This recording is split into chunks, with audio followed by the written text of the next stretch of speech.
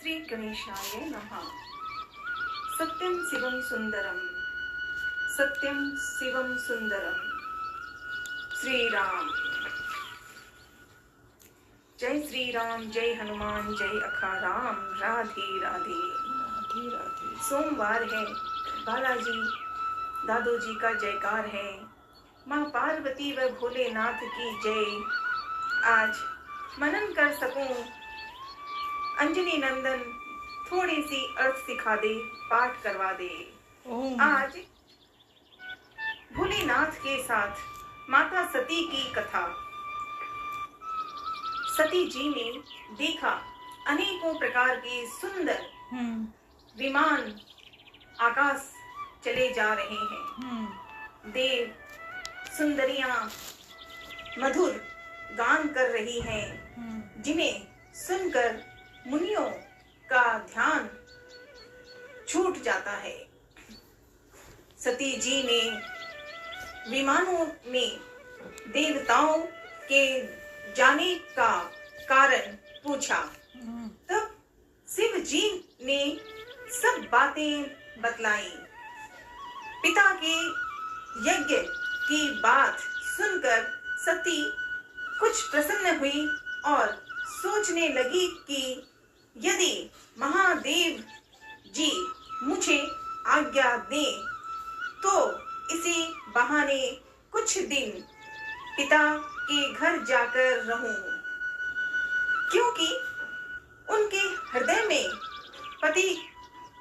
पति द्वारा त्यागी जाने का बड़ा भारी दुख था, पर अपना अपराध समझकर वे कुछ कहती न थी। आखिर सती जी भय, संकोच और प्रेम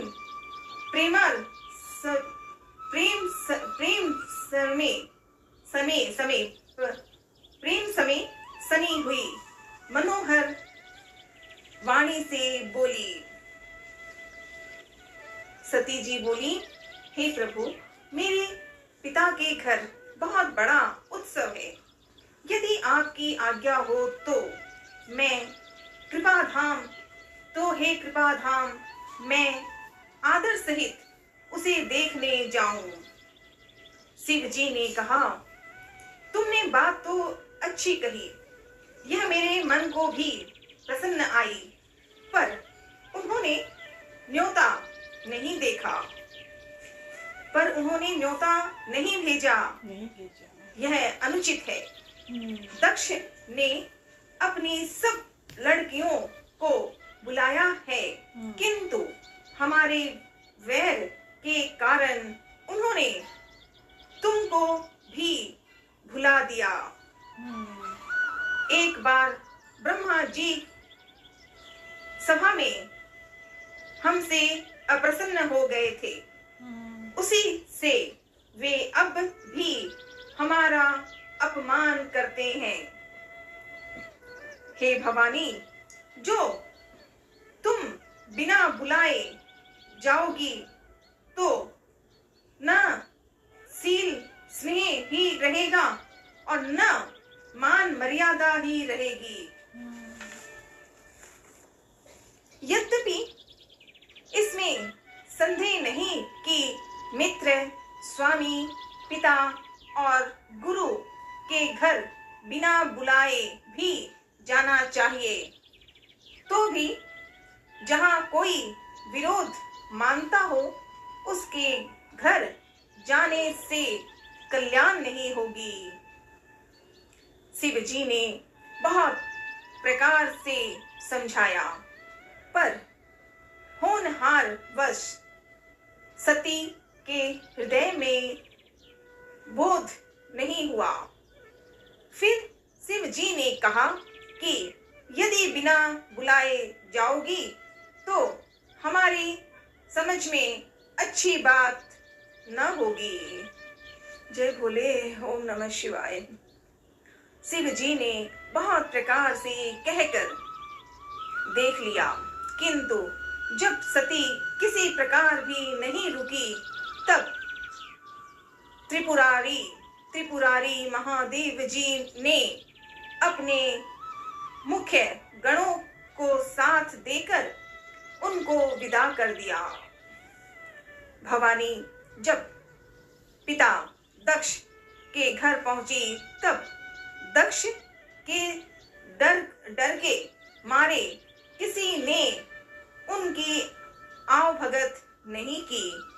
केवल एक माता भले ही आदर से मिली। बहनें बहुत मुस्कुराती हुई मिली। दक्ष ने तो अपनी उनके कुछ कुशल तक नहीं पूछी। सती जी को देखकर उल्टे उनके सारे अंग जल उठे। तब सती ने जाकर यज्ञ देखा तो वहां कहीं शिव जी का भाग दिखाई नहीं दिया। तब शिव जी ने जो कहा था वह उनकी समझ में आया। स्वामी का अपमान समझकर सती जी का हृदय जल उठा। पिछला पति परित्याग का दुख उनके हृदय में उतना नहीं व्यापा था जितना महान दुख इस समय पति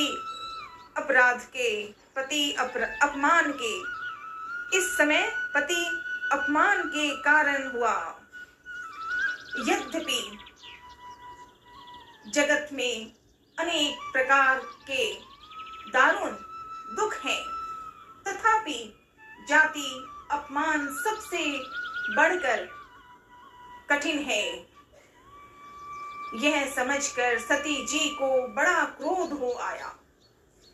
माता ने उन्हें बहुत प्रकार से समझाया बुझाया, परंतु उनसे शिव जी का अपमान सहा नहीं गया। इससे उनके हृदय में कुछ भी प्रबोध नहीं हुआ। तब वे सारी सभा को हठपूर्वक डांटकर क्रोध भरे वचन बोली। हे सभासदों और सब मुनीश्वरों, सुनो। जिन लोगों ने यहाँ शिव जी की निंदा की या सुनी है, उन सबको उसका फल तुरंत ही मिलेगा और मेरे पिता दक्ष भी भली भांति पछताएंगे। जहां संत शिव जी और लक्ष्मीपति विष्णु भगवान की निंदा सुनी जाए, वहां ऐसी मर्यादा है कि यदि अपना वश चले तो उस निंदा करने वाले की जीभ काट ले और नहीं तो कान मूंद कर वहां से भाग जाए। त्रिपुर दैत्य को मारने वाले भगवान महेश्वर संपूर्ण जगत के आत्मा है। वे जगदीश पता और सबका हित करने वाले हैं। ऐसा मंद बुद्धि पिता उनकी निंदा करता है और मेरा यह शरीर दक्ष ही के वीर्य से उत्पन्न है। इसीलिए चंद्रमा को ललाट पर धारण करने वाले वृषकेतु शिव जी को हृदय में धारण करके मैं इस शरीर को तुरंत ही त्याग दूंगी। ऐसा कहकर सती जी ने योगानिश्वर के अपना शरीर भस्म कर डाला। सारी यज्ञशालाएं हाहाकार मच गया। ओम नमः शिवाय। जय सती माँ, जय सती माँ। भोलेनाथ पूरी तरह बोल नहीं पा रही हूँ। योगानी ऐसे शब्द नहीं बोलते, पर वही प्रार्थना करती हूँ। मान लो भोले, अंजनी नंदन समझा दो। सती का मरण सुनकर शिव जी के गण यज्ञ विध्वंस करने लगे। यज्ञ विध्वंस होते देखकर मुनीश्वर भृगु जी ने उसकी रक्षा की। ये सब समाचार शिव जी को मिली। ये सब समाचार शिव जी को मिले। तब उन्होंने क्रोध करके वीरभद्र को भेजा। उन्होंने वहां जाकर यज्ञ विध्वंस कर डाला और सब देवताओं को यथोचित फल दंड दिया। दक्ष की जगत प्रसिद्ध वही गति हुई जो शिव द्रोही की हुआ करती है। यह इतिहास सारा संसार जानता है, इसीलिए मैंने संक्षेप में वर्णन किया। सती ने मरते समय भगवान हरि से यह वर मांगा कि मेरा जन्म जन्म में शिव जी के चरणों में अनुराग रहे। इसी कारण उन्होंने हिमाचल के घर जाकर पार्वती के शरीर से जन्म लिया। ओम नमः शिवाय। माँ पार्वती की जय। जब से उमा जी हिमाचल के घर जन्मी, तब से वहाँ सारी सिद्धियां और संपत्ति छा गई।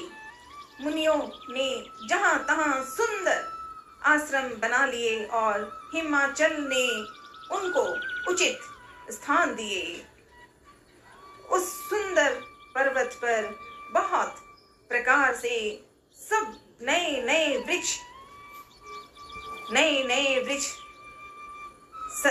सदा पुष्प फल युक्त हो गए और वहाँ बहुत तरह की मणियों की खानें प्रकट हो गई।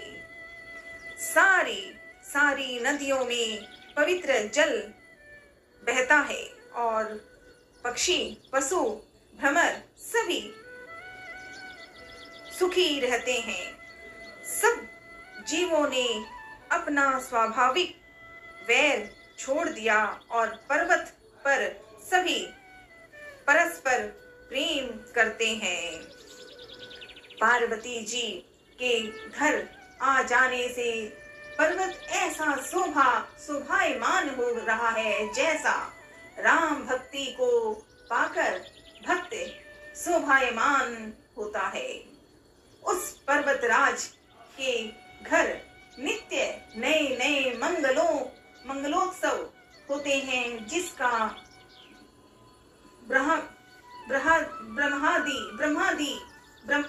ब्रह्मादि यश गाते हैं। जब नारद जी ने ये सब समाचार सुने तो वे कौतुक ही से हिमाचल के घर पधारे। पर्वतराज ने उनका बड़ा आदर किया और चरण धोकर उनको उत्तम आसन दिया। फिर अपनी स्त्री सहित मुनि के चरणों में सिर नवाया और उनके चरणों दक को सारे घर में छिड़काया। हिमाचल ने अपने सौभाग्य का बहुत बखान किया और पुत्री को बुलाकर मुनि के चरणों पर डाल दिया और कहा, हे मुनिवर, आप त्रिकालज्ञ और सर्वज्ञ हैं। आपकी सर्वत्र पहुंच है, अतः आप हृदय में विचार कर कन्या के दोष गुण कहिए। नारद मुनि ने हंसकर रहस्य युक्त कोमल वाणी से कहा, तुम्हारी कन्या सब गुणों की खान है। यह स्वभाव से भी सुंदर, सुशील और समझदार है। उमा, अंबिका और भवानी इसके नाम है। पार्वती मैया की जय हो। नारद जी ने माँ पार्वती के विषय में बताया कि उमा, अंबिका और भवानी उसके नाम है। कन्या सब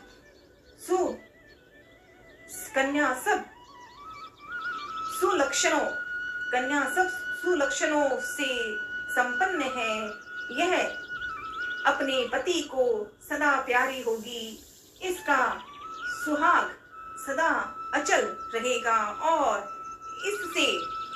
इससे इसके माता पिता यश पावेंगे। यह सारे जगत में पूज्य होगी और इसकी सेवा करने से कुछ भी दुर्लभ न होगा। संसार में स्त्रियां इसका नाम स्मरण करके पतिव्रत रूपी तलवार की धार कर चढ़ जाएंगी। हे पर्वतराज, तुम्हारी कन्या सुलक्षणी है।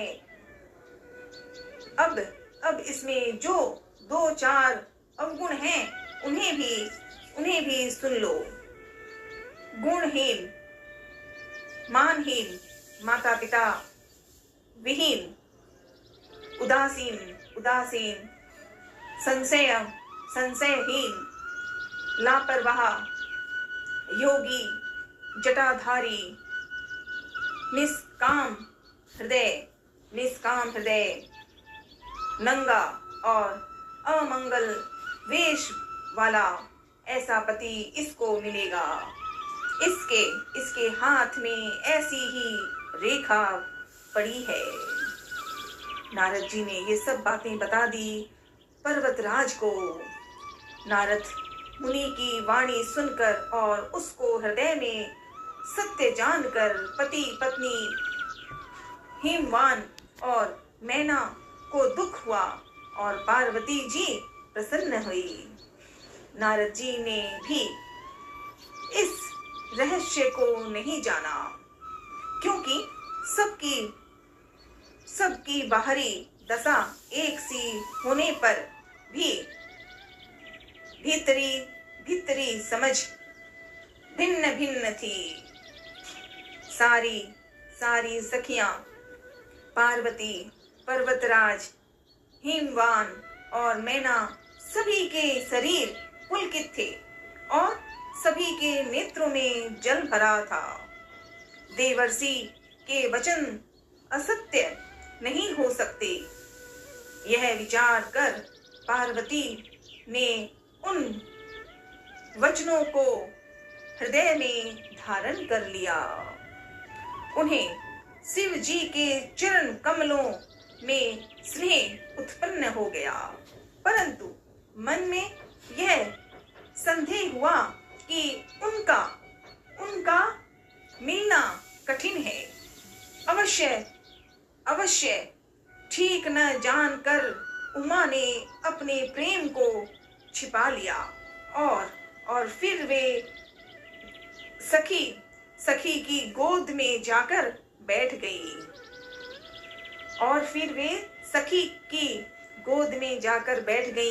देवर्षि की वाणी झूठी न होगी, यह विचार कर हिमवान, मैना और सारी चतुर सखियां चिंता करने लगी। फिर हृदय में धीरज धरकर पर्वतराज ने कहा, हे उमा, हे नाथ, कहिए अब क्या उपाय किया जाए। मुनीश्वर ने कहा, हे हिमवान, सुनो, विधाता ने ललाट पर जो कुछ लिख दिया है उसको देवता, दानव, मनुष्य, नाग और मुनि कोई भी नहीं मिटा सकते। जो भी तो भी एक उपाय मैं बताता हूँ। यदि देव सहायता करें तो वह सिद्ध हो सकता है। उमा को वर तो निसंदेह वैसा ही मिलेगा जैसा मैंने तुम्हारे सामने वर्णन किया था, परंतु मैंने वर के जो दोष बतलाए हैं मेरे अनुमान से वे सभी शिव जी में हैं। कितनी अच्छी तरह बताया कि परंतु मैंने वर के जो दोष बतलाए हैं मेरे अनुमान से वे सभी शिव जी में हैं। यदि शिव जी के साथ विवाह हो जाए तो दोषों को भी सब लोग गुणों के समान ही कहेंगे। जैसे विष्णु भगवान शेषनाग की सैया पर सोते हैं तो भी पंडित लोग उनको कोई दोष नहीं लगाते। सूर्य और अग्नि देव अच्छे बुरे सभी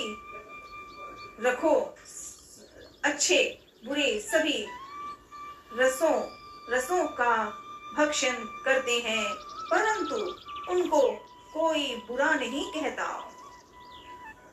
गंगा जी में शुभ और अशुभ सभी जल बहता है, पर कोई उन्हें अपवित्र नहीं कहता। सूर्य, अग्नि और गंगा जी की भांति समर्थकों और गंगा जी की भांति समर्थ को कुछ दोष नहीं लगता। यदि मूर्ख मनुष्य ज्ञान के अभिमान से इस प्रकार होड़ करते हैं तो वे कल्प भर के लिए नरक में पड़ते हैं। भला कहीं जीव भी ईश्वर के समान सर्वथा स्वतंत्र हो सकता है? गंगा जल से भी बनाई हुई मदिरा को जानकर संत लोग कभी उसका पान नहीं करते, पर वही गंगा जी में मिल जाने पर जैसी पवित्र हो जाती है, ईश्वर और जीव में भी वैसा ही भेद है। ओम नमः शिवाय भोले, ओम नमः शिवाय, ओम नमः शिवाय भोले, ओम नमः शिवाय। हर हर महादेव। सत्यम शिवम सुंदरम, सत्यम शिवम सुंदरम, सत्यम शिवम सुंदरम। पार्वती माँ की जय। सती मैया, सती माँ के घर जब उनके पिता दक्ष ने उनका अपमान करवाया तो सती ने अपना जीवन ही छोड़ दिया। और सती माँ ने यह भी विश्वास किया भगवान से, भोले से, कि मैं इस जन्म में मेरी दक्ष की मैं बेटी हूँ, इसलिए मुझे मृत्यु होना जरूरी है, पर मुझे जल्दी ही आपके पास आकर आपसे ही विवाह करना है। और वही सती माँ से आगे की तैयारी हो रही माँ पार्वती की, जो शिव जी से विवाह होगा। धन्यवाद, कोटि कोटि नमन। अंजलि नंदन, आज सोमवार है।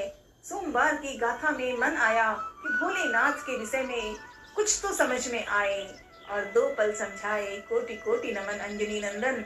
पवन पुत्र हनुमान, आप और भोलेनाथ का रिश्ता अटूट है, अनमोल है। जय श्री राम कहते ही शिव जी खुश होते हैं, और जय हनुमान कह ले तो राम जी ज्यादा प्रसन्न हो जाते हैं। ओम नमः शिवाय। हर हर महादेव।